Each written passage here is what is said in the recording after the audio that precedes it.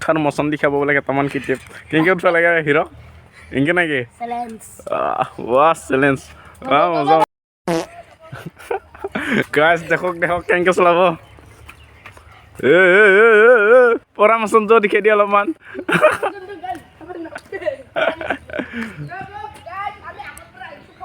আগৰ পৰা আহিব